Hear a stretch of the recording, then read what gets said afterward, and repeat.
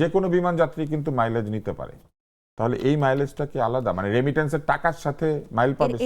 এটার যত টাকা পাঠাবে তত মাইলেজ পাবে? রেমিটেন্স যারা পাঠায়, রেমিটেন্স যোদ্ধা যারা, তাদের আসলে দেখেন, আমি যদি বলি গণ অভ্যুত্থানে তাদের একটা বড় অবদান আছে। তারা কিন্তু এই রেমিটেন্স শাটডাউনের পাঠায় নাই।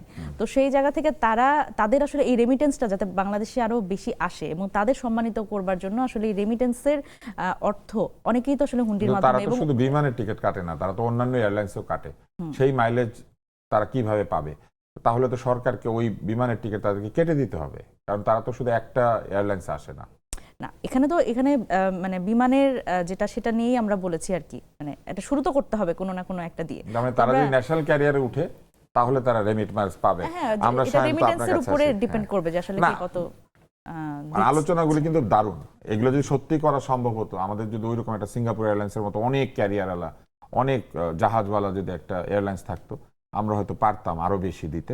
কিন্তু তারা চিন্তাটা তো করেছে শান্ত, ভেবেছে। হ্যাঁ ভেবেছে এবং ভালোই ভেবেছে। এই ভাবনাগুলি থাকলে একদিন না একদিন তো সেগুলি হবে।